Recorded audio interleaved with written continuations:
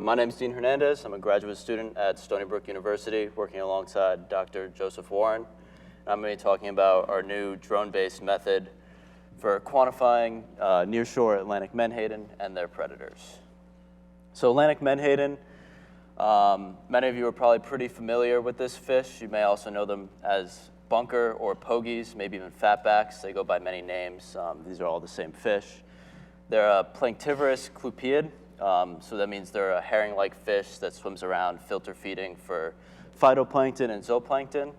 They filter feed using their feathery gill rakers and actually collect those particles and consume them.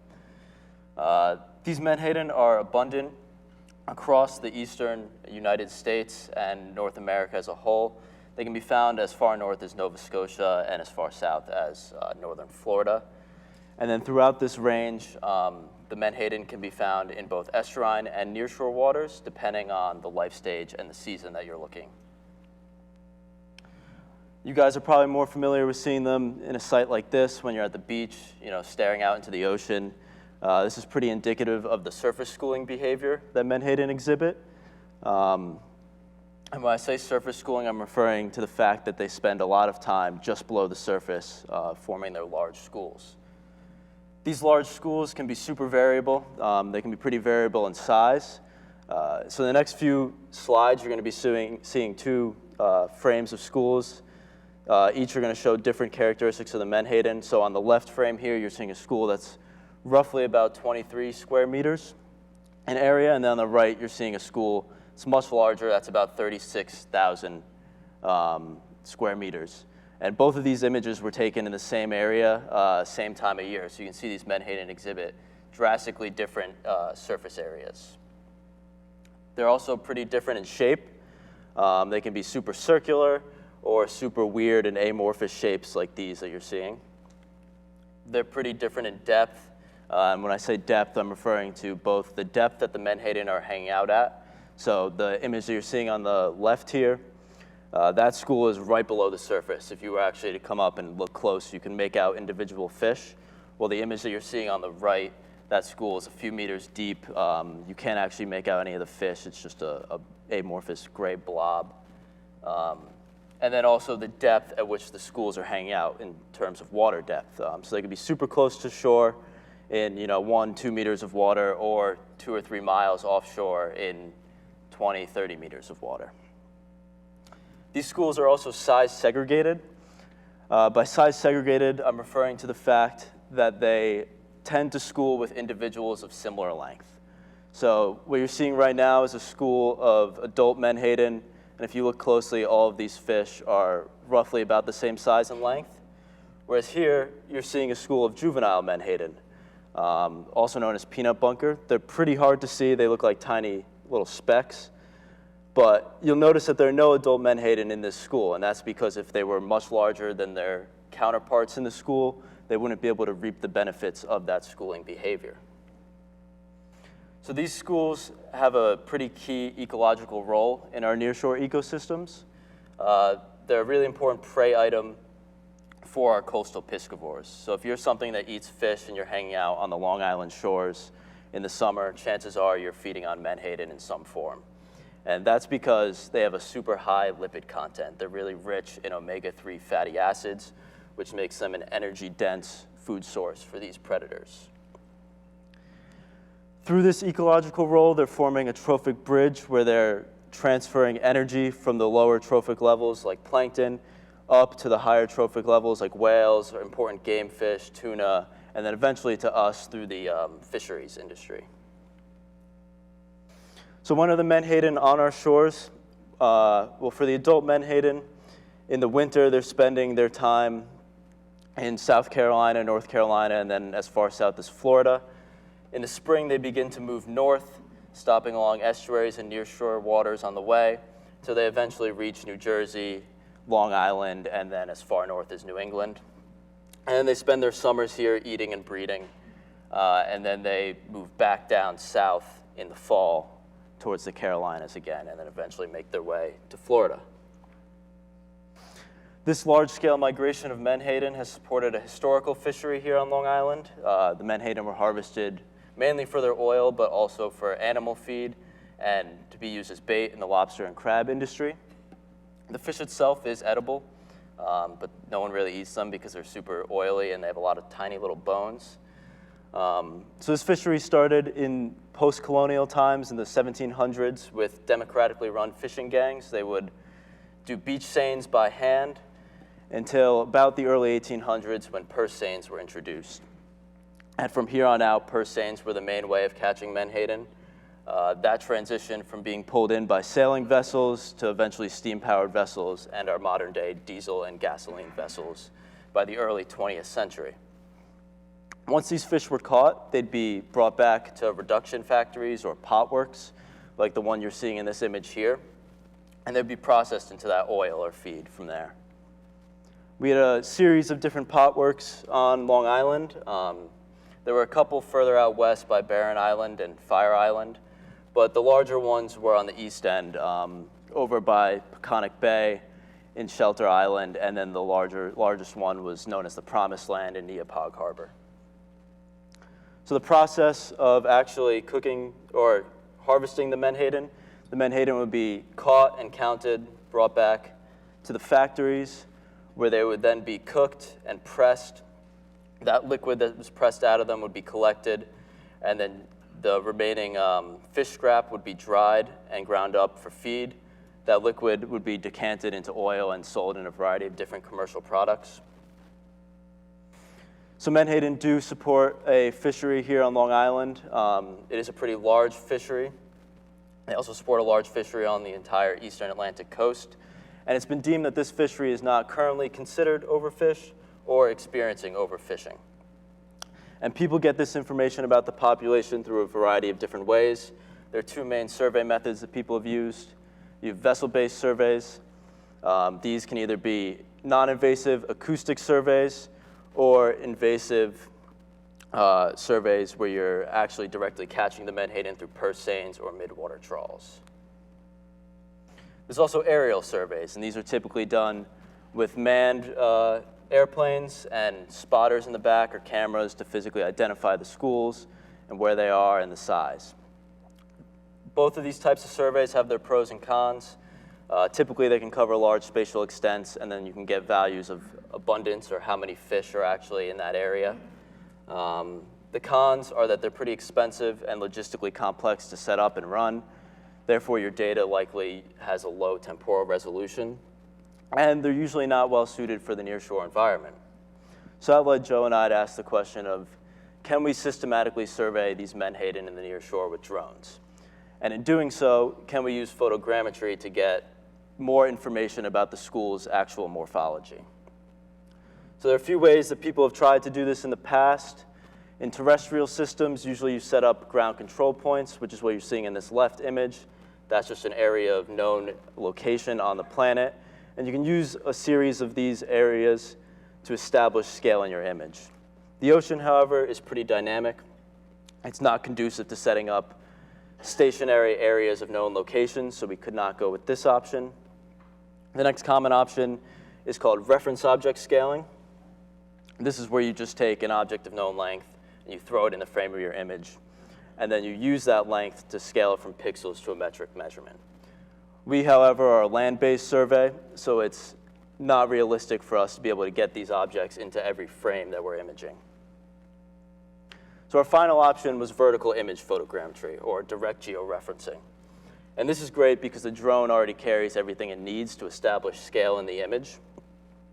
This works based on the distance from the camera to the imaging target and using that to scale from pixels to meters. So you take that distance along with a bunch of already known camera parameters, and then you can establish scale in your image. This, however, has a few assumptions that we have to make for it to actually work. The first being that your camera has to be pointed straight down. In order to know that distance from the target to your camera, it's best to use the altitude because that's a distance that you already get. So your camera would have to be pointed straight down for that. You're also assuming that the sea surface is flat and that your altitude was zeroed at sea level in order to get those correct values. We're also assuming that the target is at the sea surface. Anything below the sea surface is going to add a couple extra meters to that distance from the target to the camera, which is ultimately affecting your scaling factor.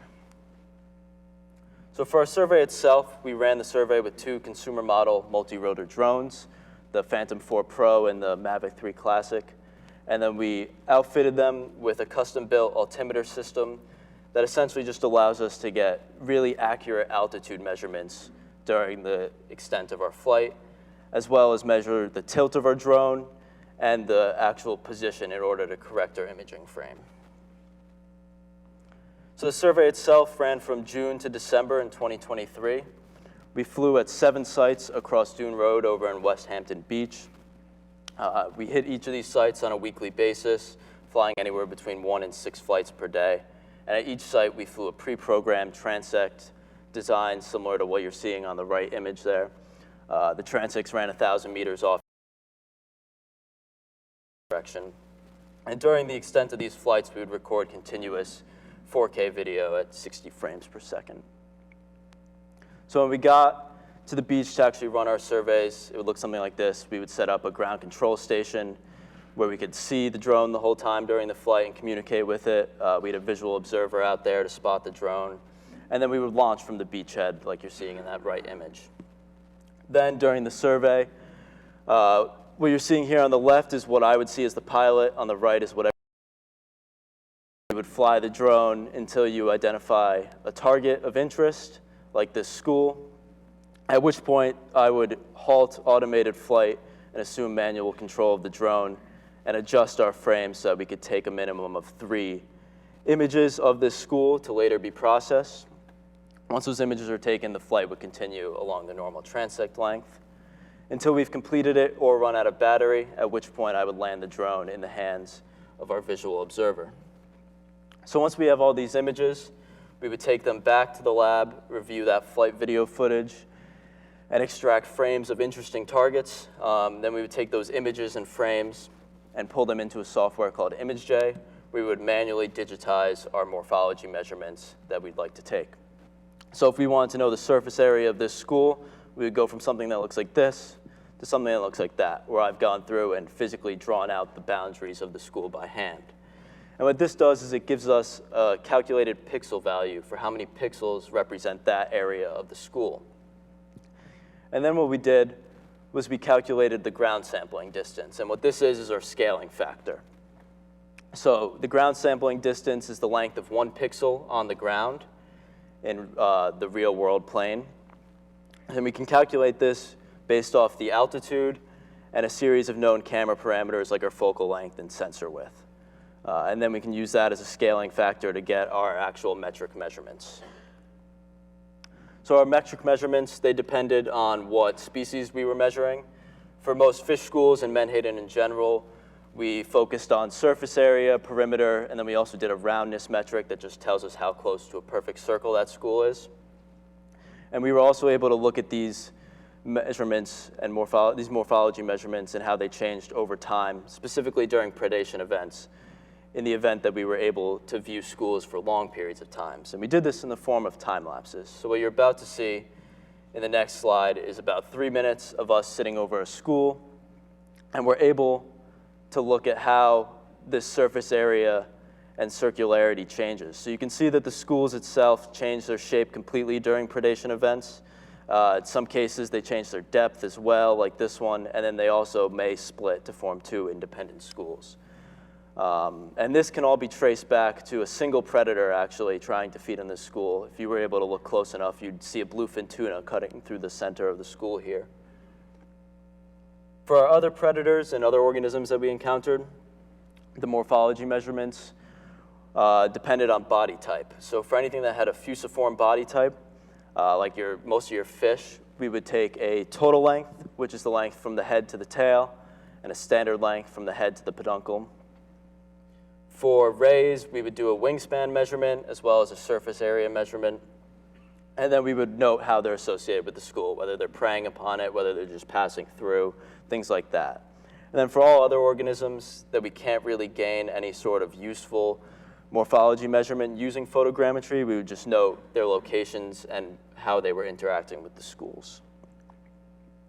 So for our 2023 flight season, Just to give you some context, again, we flew from June through December. We flew a total of 70 different flight days, and across those flight days, we ended up with 188 different flights. That equates to about 93 square kilometers imaged and a distance of 904 miles of transect covered. So that's about the equivalent of flying 9 lengths of Long Island. So to look at our season in a different context, in the next 2 slides, you're going to see waffle plots. The X and the Y-axis are going to remain the same. On the Y-axis, you have our sites. DNRD 01 is on the bottom. That's Shinnecock Inlet, for those of you who are familiar.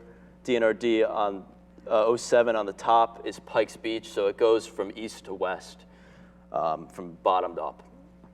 On the X-axis, you have weeks since the start of our survey, and that's grouped up by month on the bottom line there. And then for our fill, we have number of flights. So what this is showing is that we were able to cover most sites every week. So the darker the blue, the more flights that's in that site per week. And the white areas were no flights at all. So we pretty much hit every site every week, with the exception of 3 weeks where we didn't hit any sites, and that's just because I wasn't around to pilot the drone. And then all other white spaces can pretty much be attributed to some sort of weather event that prevented flight. So this is the same figure, it's just changed the fill now. Now we're looking at presence and absence of Menhaden on these sites. White is absence of Menhaden, blue is presence of Menhaden, and that gray box is going to represent no flights for that site. So looking at this, we can see that Menhaden, we didn't really encounter any for the first 2 months of our flight until about mid-June, or mid-July, sorry. After July, you were hard-pressed to go to the beach and not find Menhaden.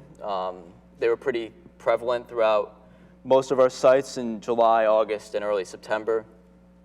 And then in mid-September, they began to dwindle off as fall moved through. And in October and November, they began to become less and less as they migrated south. And by December, we were no longer encountering Menhaden. So in our 2023 field season, we encountered a number of different species. I've grouped these into 5 different groups. We have our elasmobranchs, our marine mammals, our piscivorous fish, so fish that eat other fish, seabirds, and then our bait fish, which is mostly just Menhaden. So to look at these species in greater detail, for our elasmobranchs, our most common encounter were spinner sharks. That's what you're seeing in this video here. But we also encountered smooth and scalloped hammerhead sharks, cow-nose rays, rough-tail rays, and butterfly rays as well. For our piscivorous fish, we encountered many bluefin tuna. That's what you're seeing in this image, or this video here. We also commonly encountered bluefish and, of course, striped bass. So this is a video of striped bass, a small group of them feeding on a larger school of Menhaden in roughly about 1.5 meters, 2 meters of water. And then you have some ring-billed and herring gulls circling overhead. We also encountered a number of different marine mammals. Most common were humpback whales, but we also saw bottlenose dolphin, and then in the late fall and early winter, gray and harbor seal as well. And all of these did try to or actively fed on Menhaden during that time period. And of course, it's the beach in the summer, so we saw a number of different seabirds, a number of different gull and tern species. Double-crested cormorants were pretty common feeding on our schools, and then obviously osprey, which is what you're seeing in this video. That's an osprey dive bombing into a school. And then in the winter months, we ran into northern gannets and razorbills and sea ducks as well. So to look at our Menhaden morphometric results, we have some very brief summary statistics here. We actually just finished processing this data yesterday, so I don't have too much to talk about in terms of results, but for our Menhaden areas, they were greatly variable. They had great variability. They ranged from as large as 24,000 square meters to as small as 5 square meters. And then our roundness also varied greatly. We had super circular schools that were pretty close to a perfect circle, and schools like this one that you're seeing down here that don't resemble a circle at all. And just for context, out of the 188 flights, we did encounter 136 Menhaden schools during our survey. So to wrap it up, since I don't have too many results to show you guys. I'll just leave you with this. We have determined that you are able to actually detect and survey Menhaden using drones in the nearshore environment, with the caveat that that detection ability is super reliant on a few environmental factors. So sun glare is a key factor, as well as sun angle. Cloud cover is also a pretty big factor. That determines how well your sea surface is going to be illuminated and how well you're actually able to see those Menhaden, as well as sea state. Turbidity is our largest obstacle, especially over on Dune Road. You can see the waters there are pretty turbid in this image that you're looking at. The Menhaden schools are actually partially obstructed by a large plume of sediment. And then target depth is one of the more frustrating obstacles that we run into, particularly in the early morning hours where the Menhaden are spending their time a little bit deeper and they're just starting to rise up to the surface. We also can't get any reliable estimates of abundance. And when I say abundance, I'm referring to how many fish there are. I can't tell you how many fish are in that school without it being an estimate or an overestimate or an underestimate. But what I can tell you is how many schools there are and their size and shape. So you can use that as a proxy for how many fish there are. This method does have its pros, however, though. We are able to cover an extremely large spatial extent and get data with a super high temporal resolution. So we're able to go out quite frequently and cover large areas. And I'm just one person, so if you doubled the amount of people who are flying drones, you'd be able to cover even more area at a greater temporal resolution.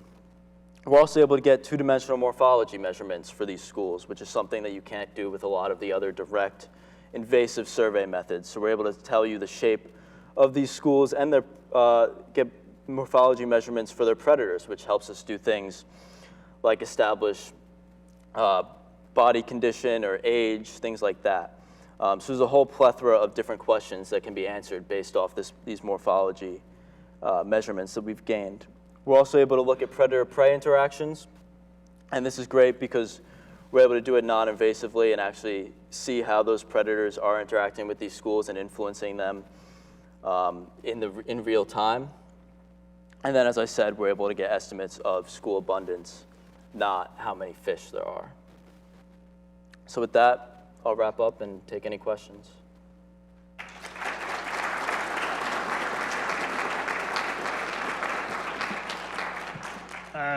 My name is Daniel Carpin. I live in Huntington, and there are schools in Menhaden show up in July, August, September, in Cold Spring Harbor and other places like that.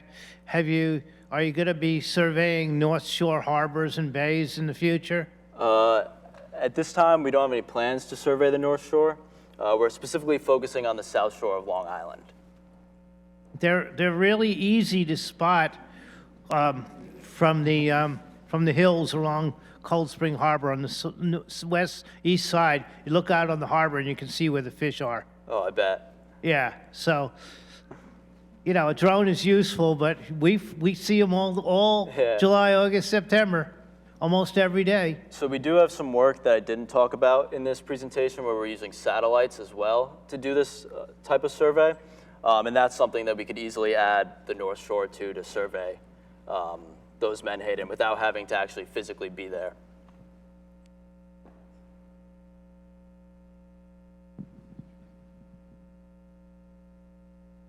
Hi, Byron Young. Have you thought about this use for management implications in managing Menhaden populations? Yeah, in my mind, this is a good tool for assessing the health of the population. So how many fish schools there are as a proxy for how many fish. So I think it would inform fisheries. It'd be a good tool for that. I think it's also useful just to tell us where the Menhaden are spending their time and what environments they're using, as well as who's actually using them, what animals are preying upon them, and who they're an important food source for. Yeah, I think the animal prey is probably the most important. As far as fisheries, most of the Menhaden fisheries in New York is further offshore. Yep. Purse seining is not allowed inside. Trap nets do catch them. Some seining does catch them, gill netting. But So, thank you.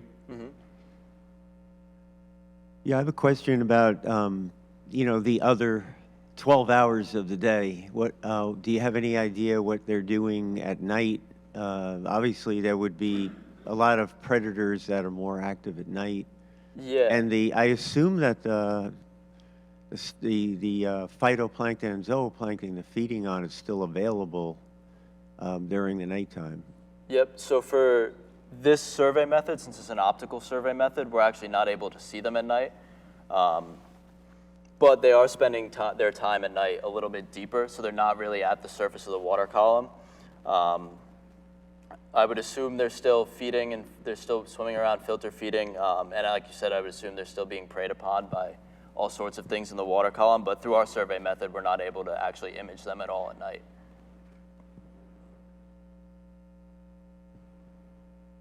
Hi, Mary Kamhai, Wildlife Conservation Society. I'm just curious, I'm sorry if I missed this, but are there constraints on how and when you can actually use your drones, especially when they're feeding around marine mammals or other protected species? Yes, so there are constraints on when we can fly and where we can fly. We have permits for all of the airspace that we operate in, the land use, as well as being able to fly over some of the organisms. There are constraints depending on what you want to do with the images. So the reason I don't show any measurements for whales is because you would need a special different type of permit to be able to actually use the images that we've taken. So it really depends on what you're trying to do with the imagery and where you're trying to image for what constraints apply to you.